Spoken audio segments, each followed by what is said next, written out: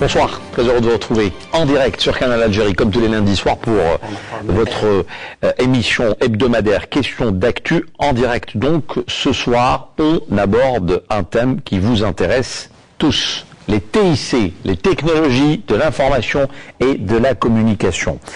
Alors, on est tous concernés, on a forcément affaire aux technologies nouvelles, tous les jours et dans tous les domaines. Cette dernière décennie a vu nos comportements, nos habitudes changer grâce à l'apport de ces nouvelles technologies. Mais la question qui se pose, et c'est notre propos de ce soir, est-ce que ces TIC ont été utilisés comme il se doit ces 10 dernières années? L'Algérie a été rétrogradée il y a quelques semaines à peine à la 132e place mondiale en matière d'utilisation des technologies de l'information et de la communication. Certes, ce classement ne nous fait pas du tout plaisir. On perd donc des places. Quelles sont les raisons de cette situation? On tentera d'en savoir davantage ce soir. L'éducation nationale, les collectivités locales, le commerce, les banques, le tourisme, pour ne citer que cela, les besoins en TIC, on les appelle également TIC, se font de plus en plus ressentir. Alors qu'est-ce qui se passe? Où est-ce que ça coince? Est-ce que les différentes administrations ne veulent pas se mettre à niveau? Est-ce qu'elles ne peuvent pas le faire? Le personnel est-il qualifié? Les mentalités sont-elles prêtes pour adhérer ces démarches nouvelles? L'accès à Internet, il n'est toujours pas permis à tous les Algériens, il faut le dire. Quand il existe, c'est des problèmes de débit, de réseau, on va également en parler dans notre émission de ce soir.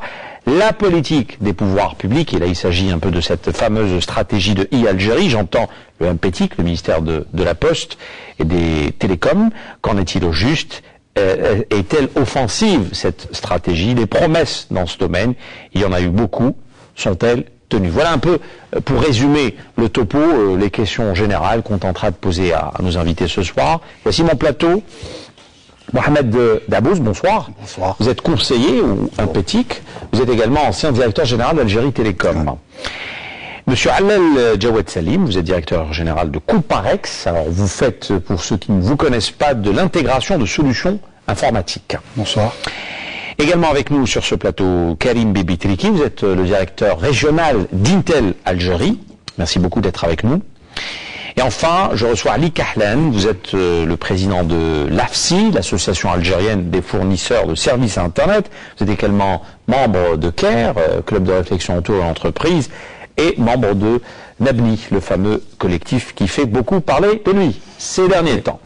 Bonsoir à tous et merci beaucoup d'avoir répondu présent. Alors d'abord, on a voulu tout simplement savoir ce que vous pensez de ces TIC, ce que pensent les Algériens d'utilisation des TIC. Nawal Abada a rencontré quelques passants dans la rue. Voici leurs propos. On revient juste après.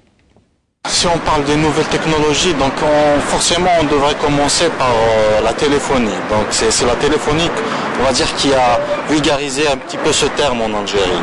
Donc il y a eu l'apparition des opérateurs étrangers. Donc sans les citer, on les connaît tous.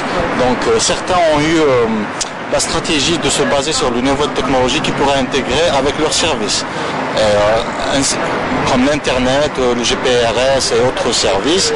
Mais bon, ça concurrence facilement ce qu'on appelle comme opérateur fixe. Elle a suivi, bien sûr. On voit le changement, on n'est pas dans les années 90. Dans la gestion des affaires comme au niveau des entreprises, ça permet de faciliter le travail d'une manière très rapide et efficace. Avant, c'était les lettres, par exemple, pour les crédits ou des SWIFT comme ça. On attendait 1 mois, 2 mois pour avoir une réponse. Maintenant, c'est en fraction, en quelques secondes, on a la réponse. Donc tout ça, ça aide. L'administration, l'État en elle-même, Dans les 10 dernières années, je pense qu'il y a une prise de conscience. Le changement est perceptible dans la mesure où l'on voit par exemple que les APC, on peut faire sortir un extrait de naissance, etc. Alors que c'était la tare de l'Algérie. On attendait 15, 20 jours, voire 20 jours pour que l'affaire se résolve. Maintenant, en une journée, en 15 minutes, on peut faire sortir... donc en matière de collectivité locale, on voit qu'il y a le changement. Pas toutes les APC. Il y a certains qui ont changé leur méthode de travail, il y a d'autres non. Pas du tout, il n'y a pas de changement.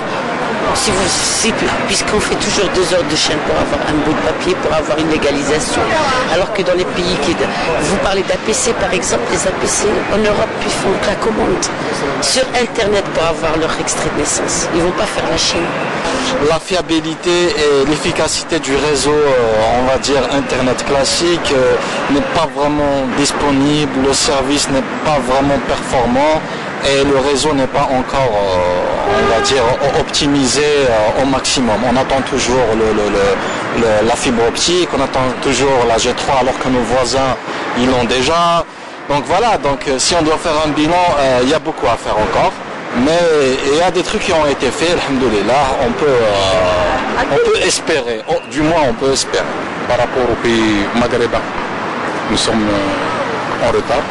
Et par rapport aux pays européens, les occidentaux, ils sont plus en avance que nous. Il y a un problème qui se pose à notre niveau, c'est le problème du débit. Nous constatons énormément de coupures. Et puis parce que le débit est encore faible, il faudrait penser à augmenter le débit pour pouvoir accéder à cette technologie nouvelle.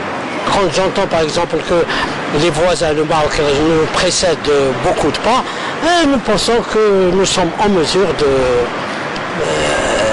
de gagner, d'autant plus que nous avons des cadres très très compétents. Et au niveau des écoles, les cours qui sont donnés par rapport à l'Internet, on est très en retard par rapport aux pays du monde. Au lycée, les enfants des pays européens savent faire des logiciels. Ce n'est pas le cas chez nous. Ils passent leur temps à leur faire un cours sur le clavier, la souris, du moins les composantes d'un ordinateur. Mais en matière d'Internet, on est très en retard. Nous le voyons déjà dans les milieux professionnels. On n'est pas doté d'Internet. Parfois, il y a des corps qui ont besoin d'être à jour par rapport à la technologie de recherche, que ce soit sur le plan médical, que ce soit sur le plan technologique ou autre chose. On ne le trouve pas. Il y a juste quelques privilégiés qui sont dotés de l'Internet. Nos jeunes sont, on va dire, vraiment prisés des nouvelles technologies, mais hélas pour le moment, on leur offre pas à la hauteur de leurs espérances.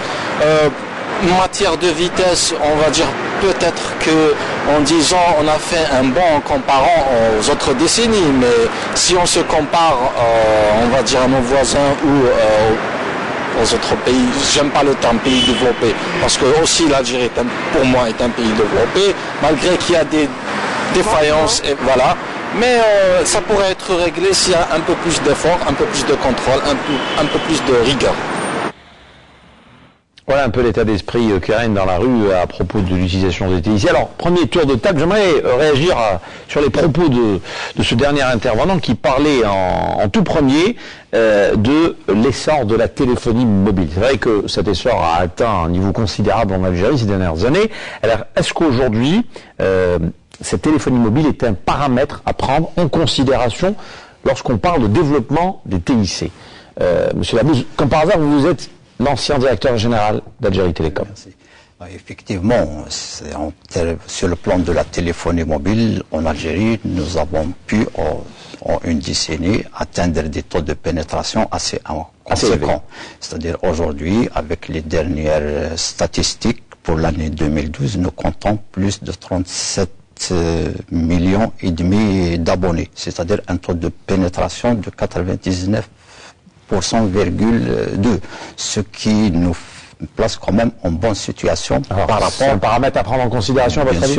Bien sûr, parce que ça permet non pas uniquement de communiquer, c'est-à-dire par la voix, mais il y a aussi des SMS et ça permet aussi dans certaines situations, même déjà en Algérie, de transmettre de la data pas au même titre que le haut débit fixe aujourd'hui qui est permis, mais quand même à des débits réduits. Donc effectivement, c'est une composante assez importante dans le développement des TIC.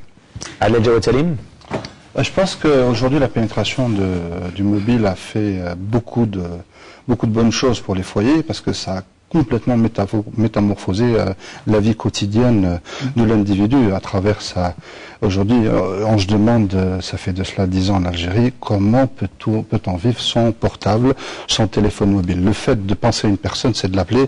Aujourd'hui, c'est quelque chose de résolu. On ne pense même pas à pouvoir revenir en arrière. On a pratiquement oublié tout ce qui s'est passé. Donc, l'accessibilité au mobile est aujourd'hui généralisée, même vulgarisée. À peine que même nos enfants aujourd'hui l'utilisent pour aller à l'école, histoire de les pinguer pour savoir où est-ce qu'ils sont, pour avoir de leurs nouvelles. Vous pensez que ça contribue vraiment au développement des TIC aujourd'hui? Tout à fait. Un outil comme le mobile. Tout à fait. Karim Bitelki, vous êtes du même avis? Oui, je ne peux que partager encore une fois ce constat. D'abord, un taux de pénétration qui est celui que M. Dabouz a partagé, donc on ne peut pas espérer mieux. Je pense que l'environnement concurrentiel a beaucoup contribué au développement de la téléphonie. On a créé cette dynamique. Hein. Bien sûr. Le fait d'avoir le choix, le fait d'avoir des options, le fait d'avoir, encore une fois, cette dynamique sur le marché. Et bien sûr, ça a été favorisé aussi par une volonté, j'allais dire, de mener la téléphonie mobile là où elle est. Ce que je voudrais juste rajouter, c'est que ce succès incontestable qu'on a eu sur la téléphonie mobile, peut-être pendant un certain temps, nous a empêché de voir au-delà de la téléphonie mobile. On s'est contenté vraiment de ça. Peut-être pendant un certain temps, je ne pense pas que c'est le cas aujourd'hui, mais pendant un certain temps, c'était l'indicateur sur lequel on s'appuyait en premier lieu pour mesurer le niveau d'adoption des NTIC en Algérie. Ali Kahlan, l'arbre qui cache la forêt, comme je le disais à l'instant. Tout à fait d'accord avec vous. À l'instar de tout ce qui s'est passé dans tous les autres pays, le mobile a été effectivement un moteur, un accélérateur pour l'introduction des TIC en général, et l'Algérie n'a pas fait évidemment exception. Tout à fait. Effectivement, je rejoins tout à fait ce que disait Karim à propos du fait que quelque part on s'est arrêté à ce niveau-là.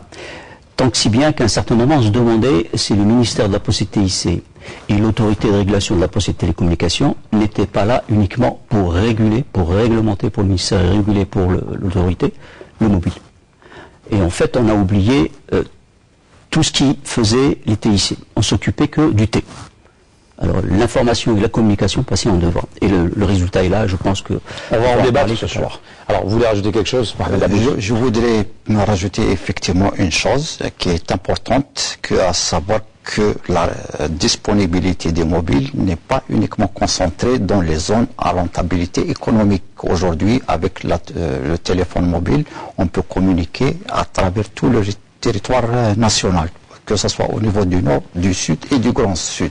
Donc ça, c'est aussi un paramètre important à prendre en considération pour un grand pays tel que le nôtre. Très bien. Alors, je voulais commencer par la téléphonie pour ne plus en parler. Maintenant, on va aller dans le vif du sujet. Et j'aimerais commencer, si vous le permettez, par un classement à peine 2 mois qui nous a fait beaucoup de mal.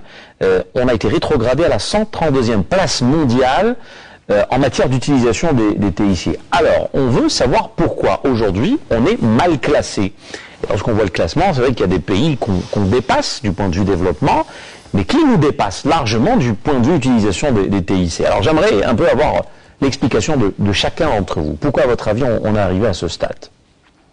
Monsieur Dabouz.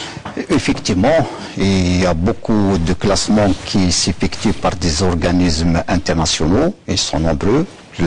Celui que vous venez de citer qui est récent, il y a aussi le classement de l'Union internationale des télécommunications qui utilise d'autres indices et d'autres sources d'informations. Donc en termes de classement, donc effectivement il y a des classements où on est 130e et au-delà, donc pour certains, il y a des classements où on est bien selon d'autres indicateurs, c'est-à-dire par exemple le classement au niveau de l'Union internationale des télécommunications de 2012, il nous classe à la 103, des fois à la 104e place. Donc ceci veut dire, nous avons, je pense, les sources d'informations qu'utilisent certains organismes restent à parfaire, c'est-à-dire de collecte au niveau national. Ce n'est pas pour justifier un peu notre... Vous dire que ce n'est pas les mêmes paramètres que les différents organismes utilisent. Les indices de développement des TIC dans un pays, lorsque vous prenez ceux qui sont utilisés par l'Union internationale des télécommunications, bon, sont clairs, s'il y a des sous-indices. La même chose au niveau des organisations affiliées à la Banque mondiale, par exemple, effectivement. Donc, ceci veut dire, nous avons d'abord un problème au niveau de la collecte des informations, parce qu'il y a beaucoup de paramètres qui sont utilisés pour le classement d'un pays. Il n'y a pas uniquement que la disponibilité... Ceux utilisés justement pour cette fameuse place 132e, c'est des paramètres qui ne tiennent pas la route, qui ne sont pas efficaces. Qu'est-ce que vous pouvez dire là-dessus? Par exemple, dans le dernier classement, il y avait la question du coût du raccordement de lignes téléphoniques qui ne correspondait pas à ce qui est réellement pratiqué par Algérie Télécom. Ça, je ne vais pas rentrer dans les détails de ce genre, mais ça, je me permets de dire que nous devons disposer d'un organe au niveau national qui permet de fiabiliser toutes les données et de pouvoir les mettre à la disposition. Karim Bebedriki. Exactement. Exactement. Je pense qu'on a l'obligation aussi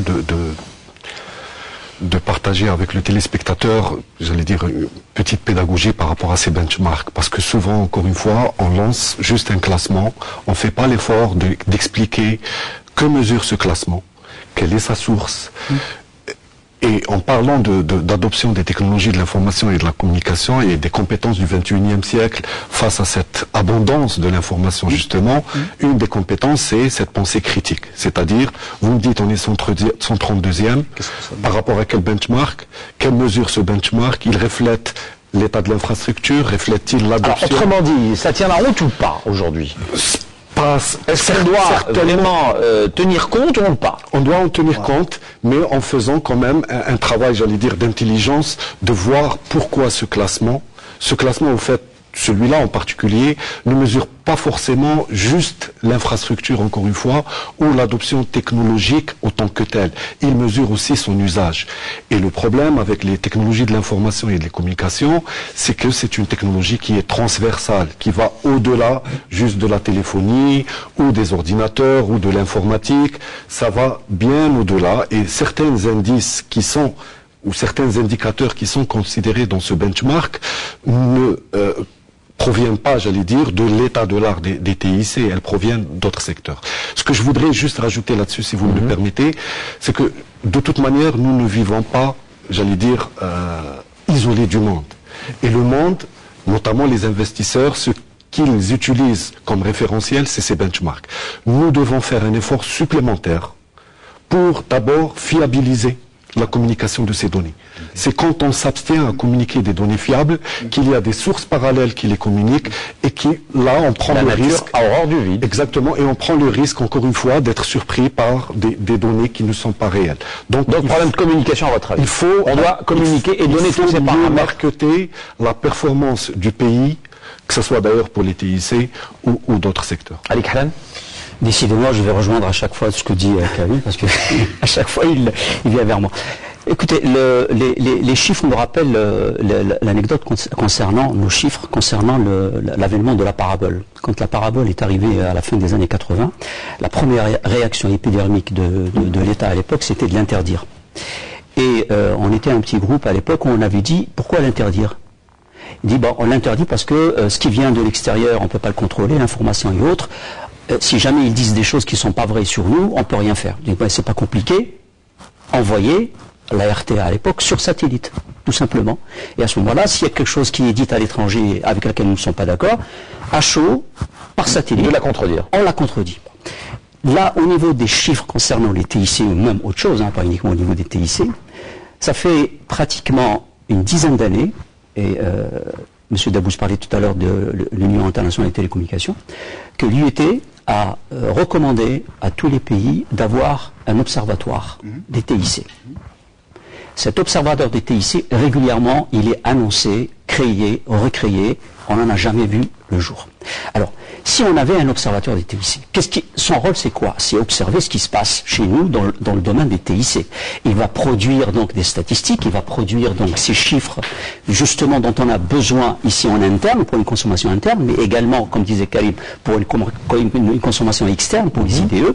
Et nous pourrions à ce moment-là nous comparer aux chiffres qui sont faits à partir donc de l'étranger à travers des organismes indépendants ou gouvernementaux ou autres ou internationaux, et nous pourrons nous comparer utilement. Et nous pourrons, le 132e par exemple, là vous me dites c'est beaucoup, mais beaucoup par rapport à quoi?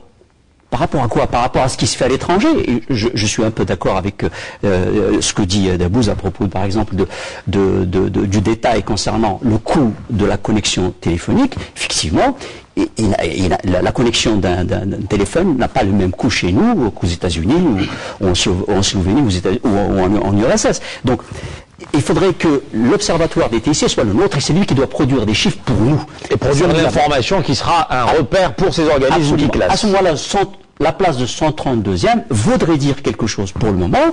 Effectivement, c'est effarant, mais effarant par rapport à quoi? C'est juste un chiffre. D'accord. Rien d'autre. Ok. Alors, Monsieur Al-Jawed. Pour revenir à ce classement en centre d'imposition, moi je ne suis pas très fan personnellement de ce type de classement. Par définition, je pars d'un principe simple, que les TIC sont là pour améliorer mon cadre de vie. Donc c'est ce que aspire tout Algérien, comment les TIC peuvent améliorer le cadre de vie. Donc aujourd'hui, l'utilisation, elle est perceptible dans le cadre de l'état d'avancement, le fait qu'on n'ait rien fait pendant un certain nombre d'années, ou les 2 ans, les 3 ans passés, ou les 4 ans, même plus, fait que quelque part on est un petit peu en retard par rapport aux autres. Mais je pense que rattraper les écarts, c'est très facile, il suffit juste de se déplacer à l'étranger pour savoir quelles sont les différences, l'écart. Vous savez, quand vous parlez de 3G, accès Internet, tout le monde a accès Internet sur son mobile. Je pense que c'est pas le problème de l'accès Internet qui cause problème, c'est surtout beaucoup plus de débit qu'autre chose. Les classements aujourd'hui ne veulent rien dire à partir du moment où aujourd'hui, si l'Internet, les NTIC m'apportent mon cadre de vie, ce qu'il faut, à ce moment-là, je pense que l'Algérien n'a pas besoin de ce classement-là. Mais une fois qu'il est en face d'une réalité, surtout quand il a des repères, il va à l'étranger, il voit qu'il sort son mobile, il a un repère, il a un GPS, il veut se déplacer. En fait, le cadre quotidien du quotidien, j'allais dire, c'est ce qui fait la différence. Mohamed Abbas. Je voudrais uniquement rebondir un peu sur ce que vient de dire M. Khalen Siali, c'est-à-dire effectivement la nécessité de disposer d'un organisme ou d'une structure qui prend en charge l'observation de ce qui se passe en termes de développement des TIC en Algérie, vu son caractère transversal, c'est-à-dire c'est l'observatoire de la Poste et des TIC. C'est une structure qui est prévue pour être mise en place, même dans le cadre du projet de loi que le MPTIC a proposé et en cours d'examen au niveau de... Ce sera cet observatoire l'unique fournisseur d'informations concernant les TIC officiel. Voilà. Aujourd'hui, qu'est-ce que nous avons comme source où il y a de la concentration de l'information concernant ces avancées? Nous avons l'autorité de régulation de la poste et des télécommunications qui récolte les données qui proviennent des opérateurs. Nous avons l'Office national des statistiques qui récolte dans ce qui concerne un certain nombre d'équipements et d'usages au niveau des foyers ou bien dans d'autres structures. Et vous avez le MPT qui effectivement reçoit des informations qui viennent des autres ministères. Et donc, dans tout ça, nous avons effectivement besoin de disposer d'un organe au niveau national qui permet de fiabiliser et alors ça d'une part. Et si vous me permettez, maintenant en ce qui concerne les indicateurs qui sont utilisés, ce sont des indicateurs. Il y a ceux qui sont objectifs, il y a ceux qui sont un peu qui le sont un peu moins. D'ailleurs, c'est un débat qui est toujours en cours et qui n'est pas clôturé pour aller vers la définition d'indicateurs qui correspondent effectivement au niveau de développement dans la plupart des pays. Donc finalement, il y a encore beaucoup de travail, même au niveau de ces indicateurs en termes de développement. Alors, on ne va pas tenir compte de ce classement, puisque vous dites qu'il est un peu, pas tout à fait, il est biaisé, voilà, si je peux m'exprimer ainsi. Il n'est pas tout à fait faux. Voilà, il n'est pas tout à fait faux, mais bon. Voilà. Mais malgré ça, on reste quand même à la traîne, il faut le dire. On ne va pas se jeter des fleurs et dire qu'on est les meilleurs, on reste à la traîne en matière d'utilisation de TIC. Et je voudrais savoir maintenant, beaucoup de spécialistes vous disent c'est à cause, entre autres, de la 3G qui n'arrive toujours pas à venir. Est-ce que ça tient la route, ce genre d'explication? Est-ce que le fait que notre pays reste parmi les rares pays au monde aujourd'hui qui ne disposent pas de cette technologie de 3G, peut expliquer le fait qu'on soit en retard? Mohamed Dabbous. Moi, ce que je peux dire, c'est qui effectivement s'observe à travers l'ensemble des pays selon le benchmarking et les études, à savoir, ce n'est pas un problème de 3G ou d'autres technologies, c'est un problème du taux de pénétration de l'Internet dans les foyers. C'est la disponibilité de l'accès à l'Internet dans les espaces communautaires. C'est un peu, maintenant, peu importe la technologie. Effectivement, si on regarde cet aspect-là, en termes de... Aujourd'hui, qu'est-ce que nous avons? Nous avons 1 200 000 abonnés algériens qui accèdent en permanence à l'Internet par les réseaux fixes d'Algérie Télécom. En ce qui concerne la qualité et les débits, si vous le permettez par la suite, on pourra intervenir là-dessus. Et en termes de foyers, ça représente 20% des foyers algériens qui sont connectés. Ça reste encore insuffisant. En deçà des aspirations. Parce que l'objectif, c'est de pouvoir donner de l'accès à l'Internet à tous citoyens.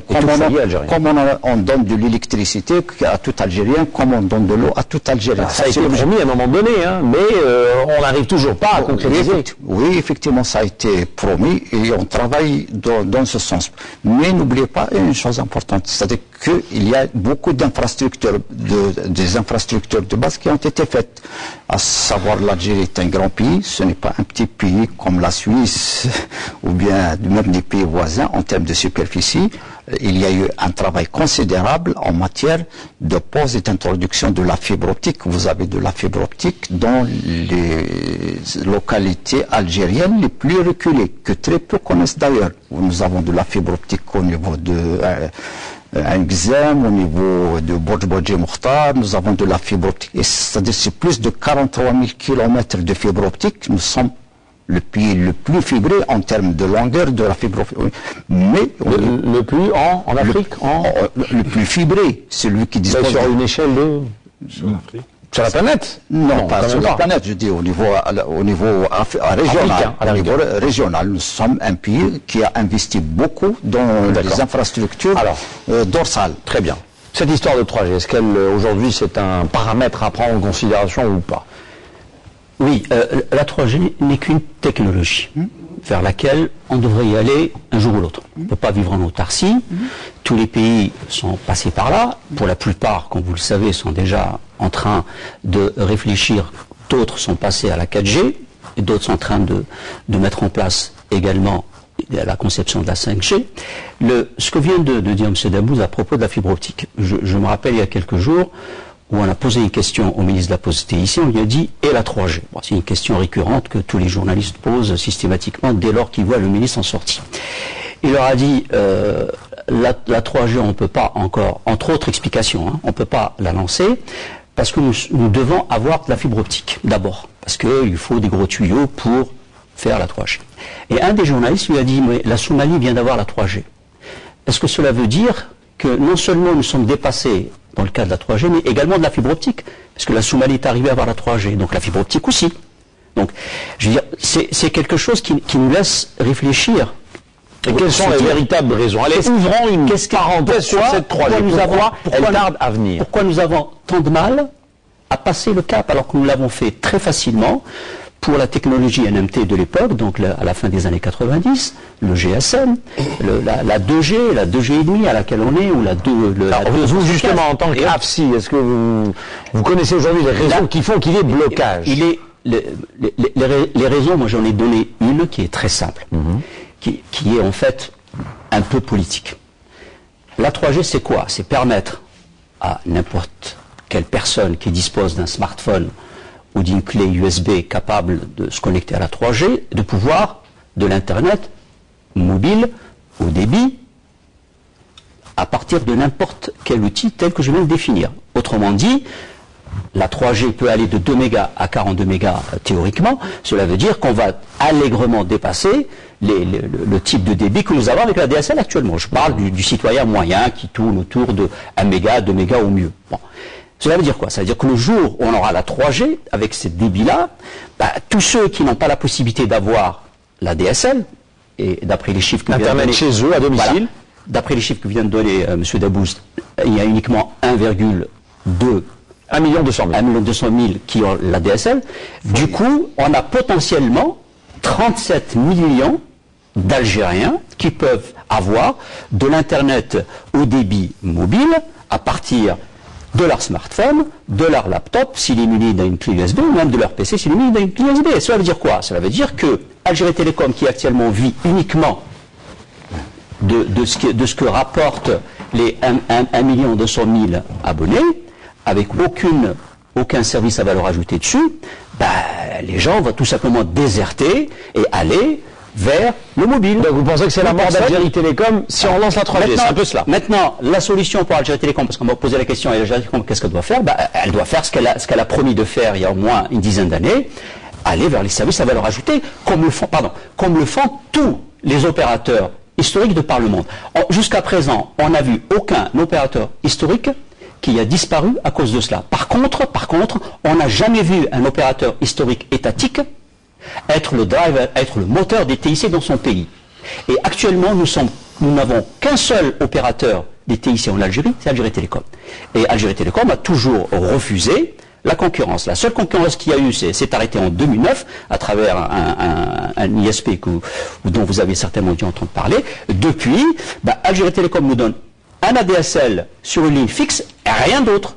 Aucun service à valeur ajoutée. Comment voulez-vous qu'elle puisse être compétitive et avec l'Internet mobile qui va arriver, avec les opérateurs mobiles qui vont arriver, qui eux... Là, donc, vous dites clairement que cette nouvelle technologie fait peur à Algérie Télécom, opérateur historique. C'est mon avis. Alors, Monsieur Daboust. Je ne suis pas du tout d'accord avec ce raisonnement parce qu'il ne correspond pas d'abord à la réalité. Dites-nous. Je vais vous expliquer en ce qui concerne le dossier 3G. C'est-à-dire que la raison qui a été communiquée et annoncée à plusieurs reprises est que la 3G ne sera pas lancée jusqu'à ce que le problème que l'État algérien avec OTH soit réglé. C'est-à-dire qu'il y a un dossier en cours d'étude, en cours de traitement. Vous parlez du rachat de l'opérateur. Exactement, le dossier d'acquisition et dès que l'opération d'acquisition se finalise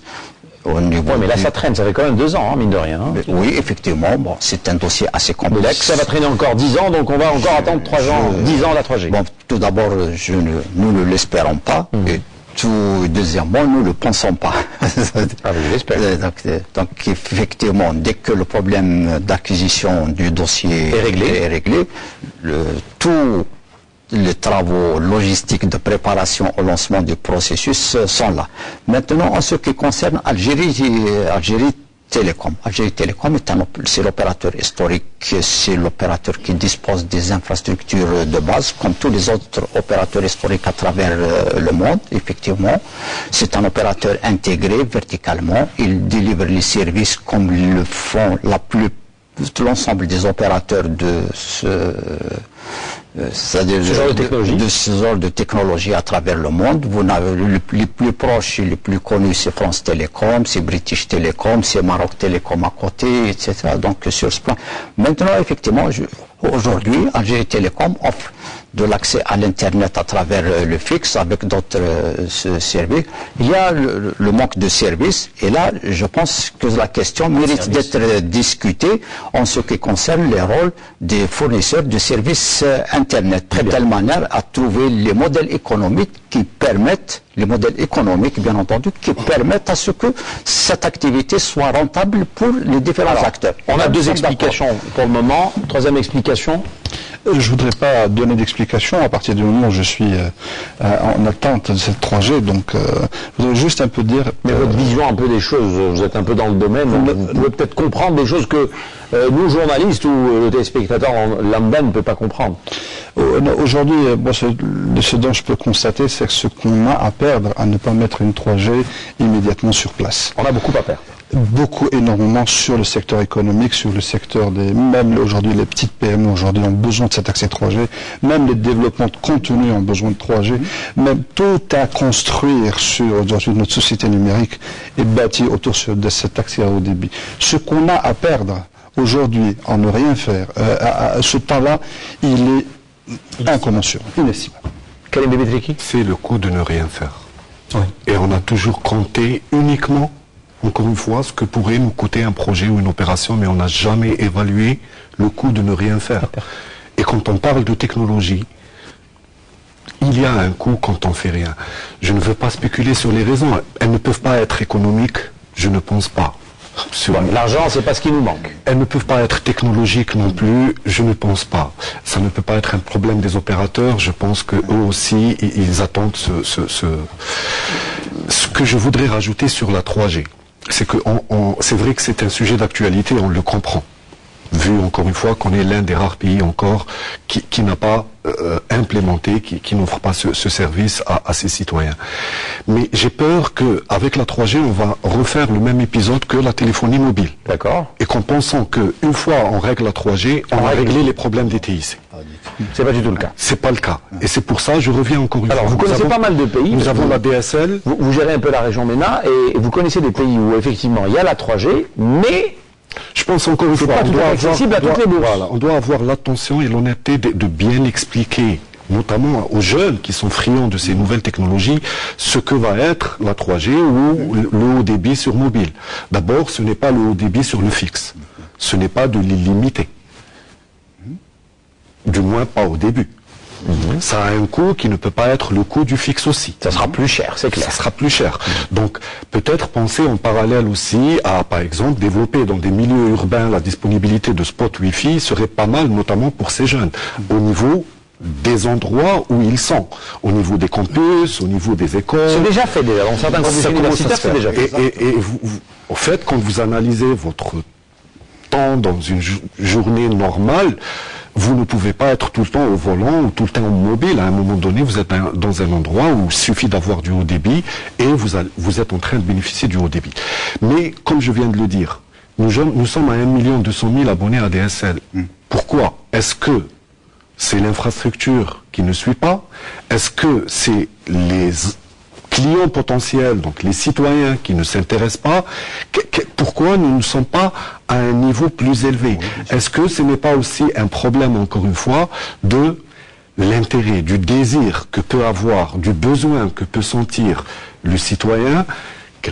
En quoi la technologie, en quoi le haut débit dérange ou me ramène surtout de la valeur ajoutée pour que là, soit que je suis convaincu de l'utilité et donc il y a une demande et il n'y a pas une offre. Ça ne peut être qu'un problème de demande, j'allais dire, qui existe et une offre qui n'existe pas, ou un problème d'une demande qui n'existe pas, et à ce moment-là, on a besoin de voir du côté service. Mais, encore une fois, la 3G ne doit pas, j'allais dire, constituer un élément clé. Une fois on l'a réglé, ça veut dire qu'on a réglé l'adoption des TIC. Mohamed Abouz. Oui, je pense, j'adhère entièrement au concept qui vient d'être évoqué, à savoir, à ce que l'opportunité de la 3G en Algérie ne se pose plus. Bon, c'est le moment opportun de la lancer. Il y aura plus d'effet d'annonce, parce qu'à chaque fois on dit, ça sera ce mois-ci, le mois prochain, mois de juin... Parce qu'à un moment donné, il y avait trop d'effets d'annonce pour la 3G. Alors on pose des questions. Je vous ai expliqué la raison pour laquelle la 3G n'a pas encore été lancée. Dès que le problème, le dossier d'acquisition d'OTA Algérie sera réglé, immédiatement il sera procédé au lancement du processus. Maintenant, donc vous pensez que c'est systématique, dès que c'est réglé? Bien sûr. Tout est en attente jusqu'à ce que ça se fasse ou d'autres options puissent être envisagées par le gouvernement. Maintenant, ce qui concerne un point important, c'est-à-dire, M. Triki vient de dire, bon, la 3G ne va pas offrir des débits aussi comparables à ceux qui sont disponibles et qui peuvent l'être sur le fixe. Ça, effectivement, il ne faut pas attendre à ce que la 3G va régler le problème du haut et du très haut débit en Algérie. Ce qui va le régler, c'est beaucoup plus l'extension et la densification des réseaux fixes.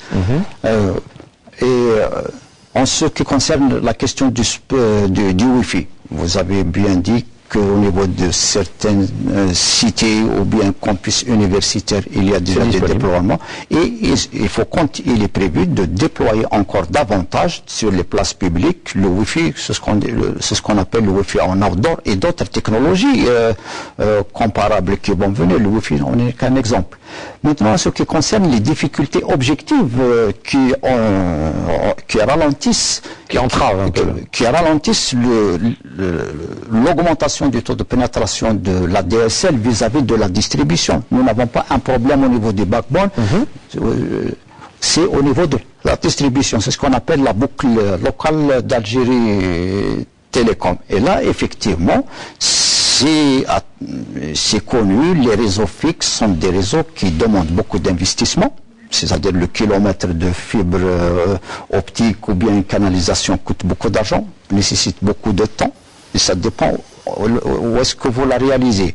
Donc c'est tout un travail d'aménagement numérique, que ce soit en zone urbaine, qu'il y a lieu de le considérer. C'est vrai qu'1 200 000 foyers, ça reste quand même faible. Exactement, 1 200 000 par rapport à aujourd'hui, statistiquement, on doit avoir 6 400 000.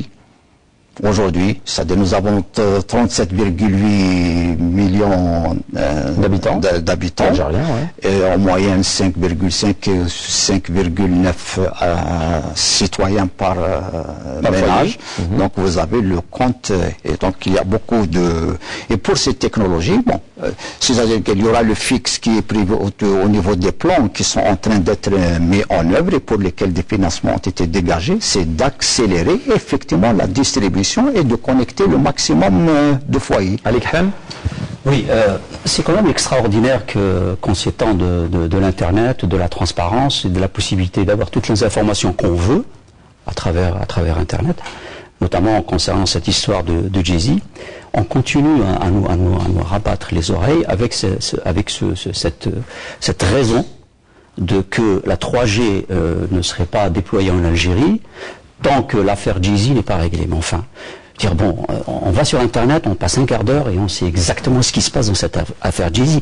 Qu'on nous explique une bonne fois pour toutes qu'est-ce qui se passe réellement. On n'est pas des enfants. On a tous Internet.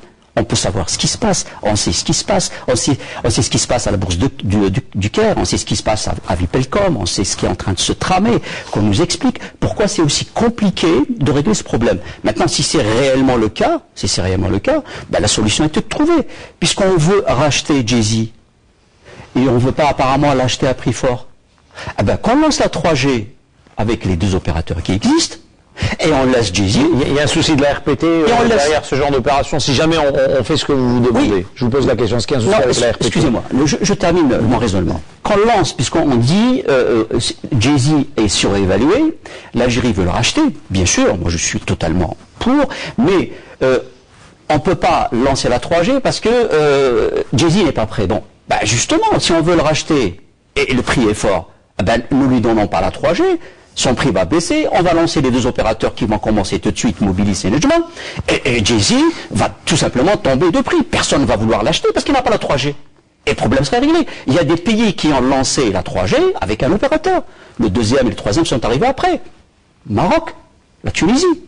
Ben, pourquoi on ne ferait pas pareil? Alors, donc cette histoire, il faut qu'on les explique une bonne fois pour toutes. Moi je pense, j'ai donné la raison qui a ralenti, qui est l'arrivée de la 3G en ce qui concerne. Vous savez très bien que la décision avait été prise de procéder au lancement déjà en 2011. Donc la décision et l'opportunité est toujours de mise. Est-ce que la RPT pose problème? Puisqu'il y a 3 opérateurs qui activent dans le marché algérien, si jamais on fait ce qu'ont fait certains pays, comme vient de dire Ali Kahlan, est-ce que ça pose problème? Il y a beaucoup d'options qui avaient été envisagées, il y a beaucoup d'options qu'on peut envisager, mais l'option sur laquelle on est parti jusqu'à aujourd'hui. On règle le problème de Djezzy et qu'on donne les trois licences pour les 3 opérateurs locaux qui redémarrent l'activité dans l'offre de l'accès à l'Internet via le mobile dans de bonnes conditions et d'espérer obtenir le même succès que nous avons pu obtenir avec la téléphonie.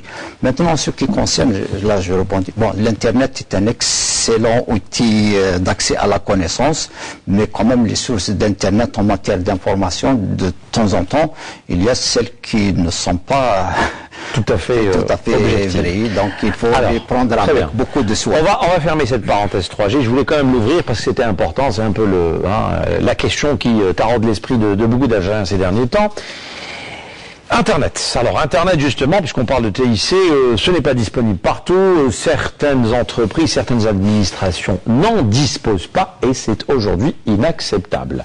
Alors, les pouvoirs publics, qu'est-ce que vous envisagez de faire, le MPTIC justement, pour pousser, obliger toutes les administrations publiques à avoir Internet?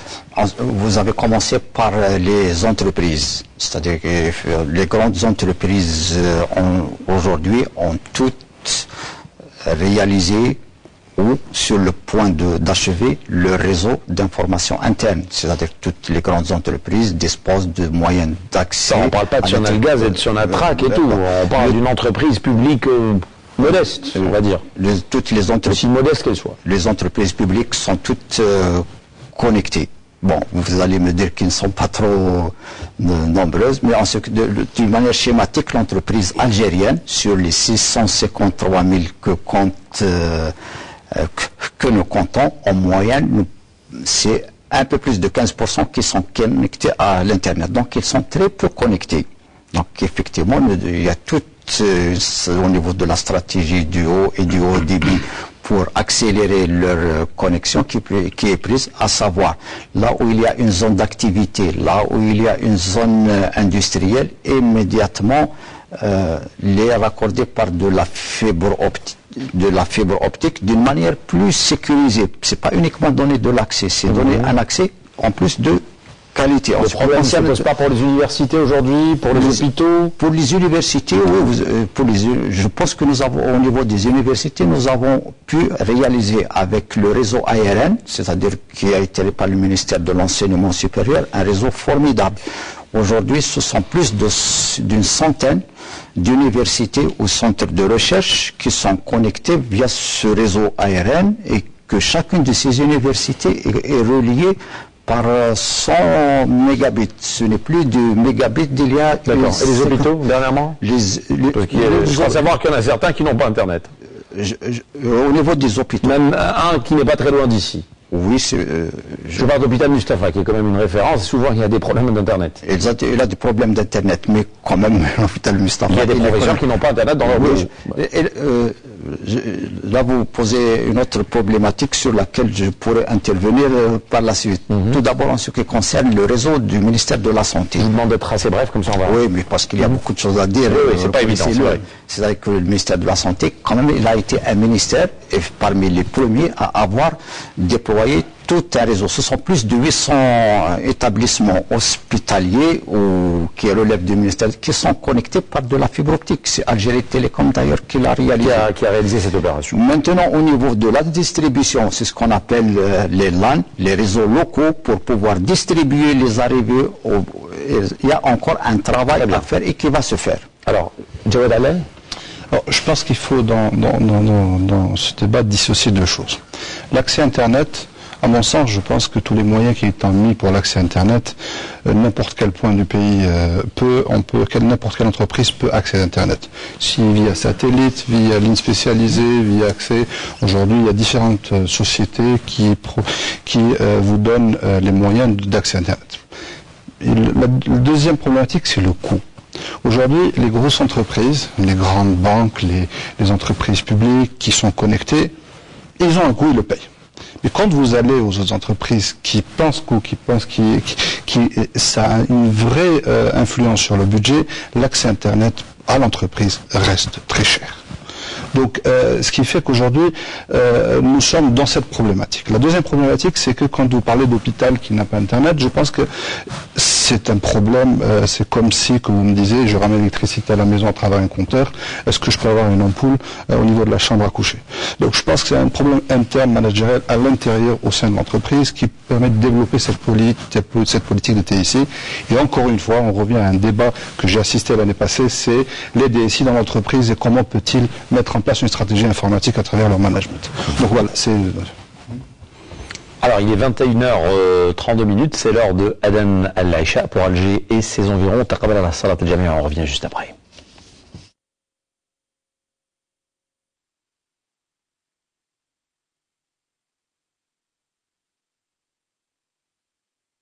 Allahu Akbar, Allahu Akbar. Ashhadu an la ilaha illa Allah.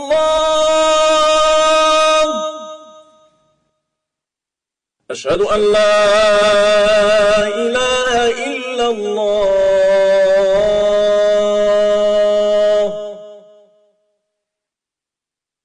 Ashhadu anna Muhammadan Rasulullah.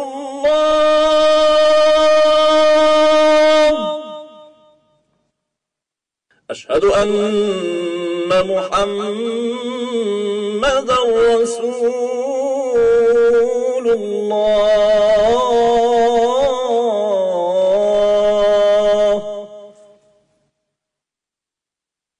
Hayya ala as-salah.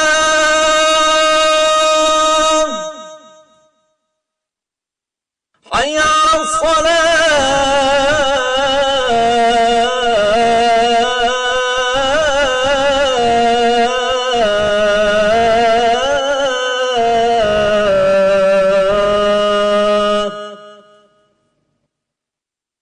حي على الفلاح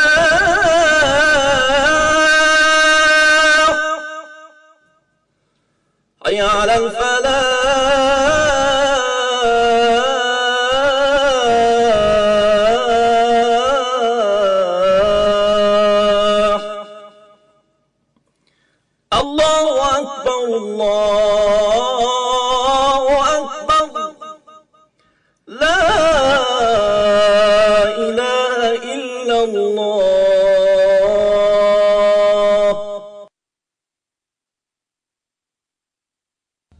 اللهم رب هذه الدعوة التامة والصلاة القائمة آتي سيدنا محمدا الوسيلة والفضيلة وابعثه مقاما محمودا الذي وعدته.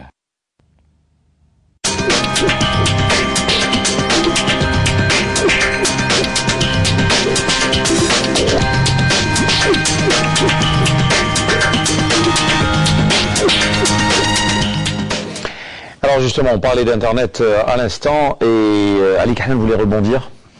Absolument. Avant de passer au dernier point. Chez nous, on a pris l'habitude de faire des TIC un outil politique. Et les professionnels, du coup, en ont été dessaisis. Vous voyez un peu ce qui se passe depuis pratiquement une dizaine d'années, parce qu'il s'agit de 10 ans, on parle de 10 ans. On passe notre temps à utiliser les TIC pour faire des annonces. Alors ça donne quoi? Ça donne qu'on n'a jamais le temps de bien faire les choses. On les fait toujours à la va-vite, parce que quelque part il y a une date à respecter, quelque part il y a une annonce à respecter, et on le fait juste pour cette annonce-là. Et on dit on n'a pas le temps, c'est pressé. Mais une fois que c'est fait, bien évidemment on se rend compte que ça a été mal fait, parce que forcément ça ne peut pas être bien fait, parce que ça n'a pas été réfléchi, ça n'a pas été planifié, etc. Et là, comme par enchantement, on a tout le temps du monde pour refaire, et on a même l'argent. Ça, c'est merveilleux. Alors, cela m'amène à dire, effectivement, l'Internet est partout, comme disait M. Dabous. Effectivement, il y a une capillarité fibre optique est en train de s'installer un peu partout, aussi loin que le fin fond du Sahara, etc. Le problème, c'est qu'il ne s'agit pas uniquement de tirer l'Internet. D'abord, quel type d'Internet? Quelle qualité? Qualité de service, je veux dire. Ensuite, qu'est-ce qu'il y a sur cet Internet? Quels sont les services? Est-ce que j'ai des services en ligne? Est-ce que le citoyen va en profiter? Bon, j'ai une connexion Internet à la maison, mais qu'est-ce que je vais en faire? Bon, j'ai peut-être un étudiant ou un élève qui va l'utiliser, mais Et en plus, qu'est-ce que je peux faire quand on voit ce qui se passe, surtout l'Internet est là pour nous le montrer, ce qui se passe dans le reste du monde, qu'est-ce qu'on fait avec l'Internet, tous les services qu'il y a. Je ne parle pas de la télévision, je ne parle pas de toutes les applications, je ne parle pas de la sécurité, je veux dire, il y a des services à valeur ajoutée qui sont sur l'Internet. Or là, on lance l'Internet en pâture, on dit voilà, vous avez une connexion, point. Et puis bon, quelque part, ça fait une annonce. Donc le problème, c'est qu'il faudrait absolument dessaisir le politique et laisser les TIC aux professionnels que nous sommes. D'accord. Alors, 10 ans d'utilisation de TIC, certains secteurs, on va dire, ont bien utilisé ces nouvelles technologies, d'autres moins bien. Comment aujourd'hui expliquer cette situation? Certains ont bien suivi la cadence, d'autres restent à la traîne. On peut parler des banques, de l'éducation nationale, des collectivités locales. Tiens, un gros morceau quand même des collectivités locales. Il y a eu tellement de choses qui ont été annoncées au début. Le citoyen algérien peut désormais retirer son document administratif à partir d'un simple clic. Eh ben, on voit toujours pas ce genre de promesses. Alors, à votre avis, pourquoi aujourd'hui il y a beaucoup de secteurs qui restent à la traîne? Quel est Oui, s'il vous plaît. Je voudrais revenir. C'est pas pour ennuyer les téléspectateurs. On n'a pas beaucoup de temps. Là, rapidement, c'est des nouvelles technologies. Et comme toutes les nouvelles technologies, il y a beaucoup d'innovation. Il y a eu une théorie, il y a eu des théories de l'innovation, et il y a une fameuse courbe qu'on appelle la courbe d'adoption technologique. Où c'est dans une société, dans une population, peu importe la cible, encore une fois, que vous analysez, vous avez 5% de ce qu'on appelle les innovateurs. C'est des gens enthousiastes qui s'approprient la technologie, la dernière dès qu'elle existe. Ensuite, vous avez ce qu'on appelle early adopters, donc c'est des gens visionnaires qui adoptent cette technologie rapidement, et après, le défi, c'est d'attaquer le reste. Là, on est à 15% d'adoption à peu près. Viennent après ce qu'on appelle les adopteurs avancés, la majorité avancée, la majorité retardataire, et enfin les derniers retardataires. Pour passer d'une étape à une autre, c'est pas une continuité. La technologie toute seule, par des facteurs endogènes, comporte suffisamment d'attrait pour n'importe quel citoyen pour qu'il l'adopte. Par contre, si nous voulons, encore une fois, passer à des taux d'adoption beaucoup plus consistants, beaucoup plus significatifs, c'est là où l'action de l'État est attendue. Nous devons faire un effort, nous devons faire des sauts. Aujourd'hui, nous ne sommes pas au même niveau d'utilisation déjà à l'intérieur du pays. Nous manquons encore, nous adressons. C'est frustrant pour un technologue qu'on résume les TIC à des mégabits, à de la fibre, à de la mobile.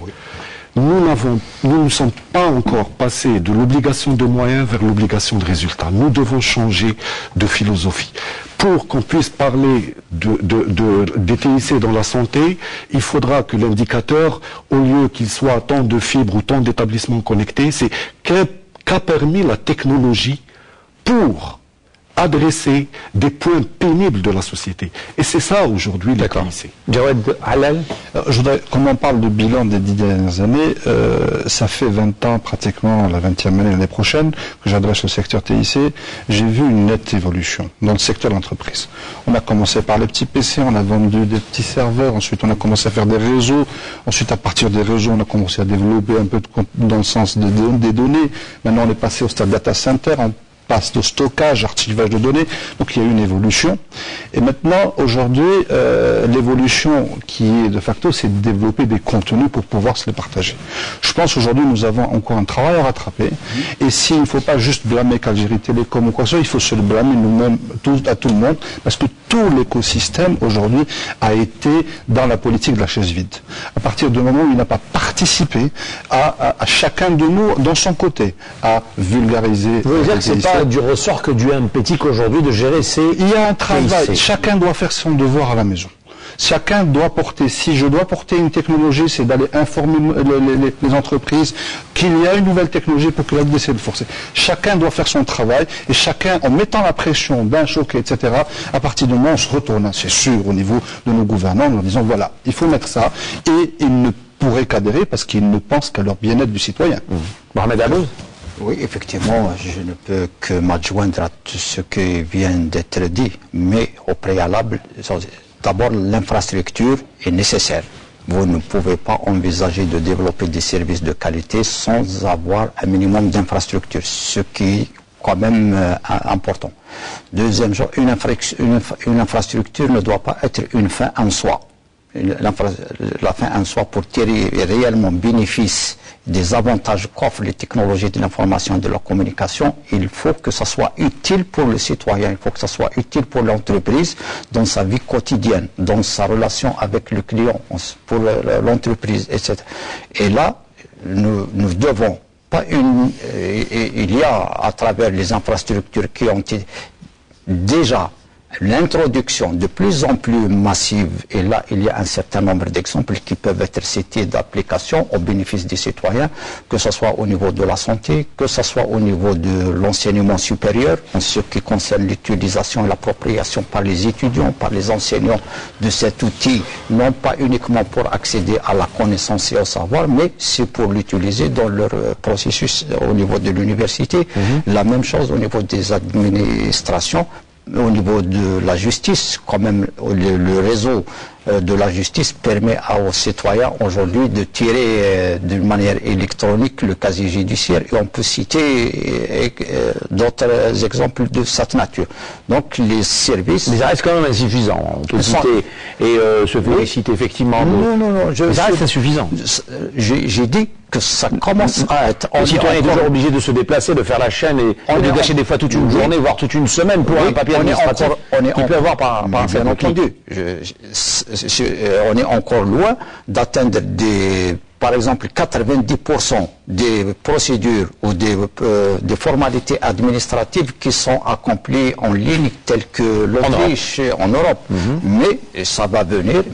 Il faut disposer de l'Internet et de l'accès de l'infrastructure. C'est très important. Oui. C'est-à-dire qu'est-ce que nous apprennent un peu les pratiques et les expériences à travers le monde jusqu'à aujourd'hui, pour qu'il puisse y avoir usage, parce que qui est un indice aussi qui participe au développement des TIC dans un pays, il y a l'indice accès. Et il y a une forte corrélation. Plus l'indice de l'accès est important, plus il y a plus d'accès, plus l'utilisation commence à devenir. Donc il y a des étapes. Une étape, c'est rendre l'Internet disponible et à la portée de tous, et enclencher le processus de l'usage qui vient beaucoup plus facilement quand la qualité de service est disponible. Allez, Kahlan, rapidement. Oui. Pour passer au e-commerce. Dernière question sur le e-commerce. Il y a la réalité, il y a ce qu'on espère, et il y a ce qu'on n'aura jamais. Hein, c'est ce qu'on est en train de vivre actuellement. Qu'est-ce qu'on n'aura jamais? Alors, ce qu'on n'aura jamais, c'est ne me dites surtout pas la 3G. S'il était ici, à la portée de tout le monde. Dernièrement, j'ai assisté à une table ronde dans laquelle on parlait de l'innovation. Et il y avait un Japonais qui était là, qui faisait partie de la table ronde, et qui avait reçu donc le thème, qui devait parler d'innovation dans son pays. Et il nous a raconté, avant de commencer sa conférence, il nous a dit, j'ai été contacté par les organisateurs, parce que eux, ils voulaient que je parle de la réglementation de l'innovation au Japon. Il a dit, je ne comprenais pas la réglementation de l'innovation, comment peut-on réglementer l'innovation? Et là, je voudrais inviter quelqu'un qui devait être là, mais en fait, il est toujours là, c'est la bureaucratie. La bureaucratie chez nous, elle tue tout à tous les niveaux, pas uniquement les TIC. Je vais citer deux unités qui nous gèrent en Algérie, qui sont l'ARPT, l'autorité de régulation de la poste et des télécommunications, qui est là, qui est devenu un outil bureaucratique, où tout est pratiquement bloqué. Je prends comme exemple la nouvelle loi des TIC, qui est actuellement au niveau de l'APN à l'étude. Savez-vous que les smartphones, une fois que cette loi va passer, tous ceux qui ont un smartphone vont être de facto, le lendemain que la loi est promulguée, vont être de facto des délinquants. Est-ce que vous savez pourquoi? Parce que tous les smartphones ont un GPS. Les GPS en Algérie est soumis à autorisation. Et si vous n'avez pas l'autorisation d'utiliser le GPS, vous êtes un délinquant. Vous êtes potentiellement un délinquant. Un homme de loi peut venir vous demander est-ce que vous avez l'autorisation de votre GPS? Je pense pas que ça soit pour les smartphones. C'est plus pour les utilisateurs professionnels, même au niveau des voitures, etc. Vous avez, parce qu'on avait déjà fait une émission là-dessus. Peut-être, je sais, j'ai suivi, vous avez peut-être raison, mais la loi ne le stipule absolument. Le carré juridique, peut-être. C'est pas tout à fait clair. Algérie Télécom, en 2008, on était une douzaine d'ISP. On avait été sollicité à l'époque par le ministre, disant, écoutez, il faut faire quelque chose dans le contenu, il faut faire du service à valeur ajoutée, il faut aider Algérie Télécom. Vous êtes dynamique, vous êtes des privés, vous avez la possibilité d'avoir une veille technologique beaucoup plus appropriée qu'Algérie Télécom, qui est lourde, qui est là pour les infrastructures, qui est là pour voir loin tout ce qui est capillarité et autres. Essayez de nous aider. On a créé ce qu'on appelle un GIC, un groupement d'intérêt commun, qu'on a appelé à l'époque Twiza Télécom, une douzaine, et avec des équipementiers d'un côté, Algérie Télécom de l'autre, et nous, donc un triangle vertueux, on devait donc mettre des services à valeur ajoutée sur le lien que nous louerait Algérie Télécom. Figurez-vous qu'à l'époque, c'était l'actuel ministre de la Société ici qui était PDG d'Algérie Télécom. Lui, je dois le dire, nous avait aidés à l'époque. Et on pensait réellement que tout allait se débloquer, qu'on allait réellement travailler. On a passé des mois là-dessus. Les équipementiers étaient partants avec nous, les grands équipementiers. Faites vite, s'il vous plaît. Et figurez-vous qu'au bout de 6 mois, le PDG de l'époque d'Algérie Télécom a tout simplement avoué la chose suivante. Je ne peux pas venir avec vous parce que les employés ne veulent pas, les cadres ne veulent pas d'Algérie Télécom. Et qu'est-ce qu'on peut y faire? On ne peut rien faire. Ça fait partie des choses qui font donc que c'est un peu la bureaucratie de manière générale. Les TIC sont bloqués chez nous. J'aimerais terminer, s'il vous plaît, par le e-commerce. Depuis le temps qu'on en parle, et on ne le voit toujours pas venir. Les spécialistes vous disent que c'est un problème de monétique. Tant que la monétique n'est pas vraiment développée en Algérie, il ne faut même pas penser au e-commerce. Quel est votre avis là-dessus? Et on terminera. Mohamed Abou. En ce qui concerne le commerce électronique ou bien le e-commerce, et déjà aujourd'hui, quand même, il y a des formules, il y a des services qui sont sous une forme ou bien une autre qui sont disponibles sur l'internet en Algérie. C'est encore très loin de la réalité espérée. Hein. Très loin. Ça, c'est lié aux possibilités aussi du paiement électronique. Qui ne s'effectue toujours pas. C'est-à-dire que ce soit le par internet ou bien par le mobile, le payment. Effectivement, c'est tout un environnement qu'il y a lieu de construire, y compris avec les banques, qui soient d'ordre réglementaire, d'ordre organisationnel, pour que cette activité puisse se développer dans les années à venir dans le pays. Mais ça va se faire avec le déploiement de nouvelles technologies. Très bien. Ali Karam, encore un problème de bureaucratie? Absolument, c'est tout simplement encore une fois... Ah tiens, c'est des choses qui ne vont pas jamais se réaliser, non? Voilà, et miroir d'Alouette. J'allais dire, ça, on attendra aussi que l'affaire Jay-Z soit réglée. Mais ça réglera. Encore une fois, si on le prend sur l'intérêt économique, le bénéfice de l'avoir, je pense qu'il est certain. Je prends des exemples très simples.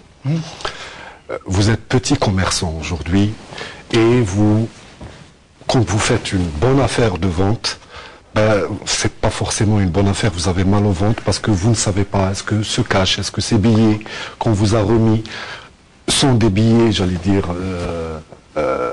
réels ou falsifiés, et quand on va vous dire qu'il y a des risques avec l'électronique, vous pouvez quand même perdre peut-être 0,2%, avoir 0,2% de vos recettes en impayés parce que la technologie n'est pas tout à fait fiable. Est-ce que vous pensez que ce petit commerçant va hésiter une seconde pour dire « je prends le risque ». Je pense qu'aujourd'hui, pour aller vers l'e-commerce, nous devons franchir certainement l'étape réglementaire. Il nous faut des textes, nous ne les avons pas. On sait qu'on travaille dessus, mais encore une fois, combien de temps? Et si on cherche le risque zéro, parce que parfois on a cette impression, il y a eu un cas, le risque zéro n'existe pas. Le risque zéro, c'est celui qui va nous plomber et va nous empêcher justement de considérer le coût de ne rien faire. Et si on considère le risque, moi je suggère qu'on arrête les voitures. Il y a mort d'hommes, et beaucoup. C'est un gros risque. Pourquoi nous continuons à prendre nos véhicules et à rouler dans les routes? Il y a des chauffards, il y a des morts d'hommes. Le risque existe, je pense qu'on doit juste le considérer. On ne pourra jamais vivre sans. Je terminerai avec vous. Le e-commerce aujourd'hui, c'est pour nous, c'est encore une fois, c'est un hope, hein, c'est un désir. À partir du moment où ça nous évite même de prendre le taxi ou la voiture pour aller payer quelque chose d'autre. Donc imaginez à Alger combien que ça réduirait la circulation. Mais de l'autre côté, je voudrais un peu rebondir sur une chose. C'est juste mon dernier mot, si vous pouvez me permettre, c'est le transfert technologique. On a toujours parlé de transfert technologique. On a toujours voulu ramener. C'est quoi le transfert technologique?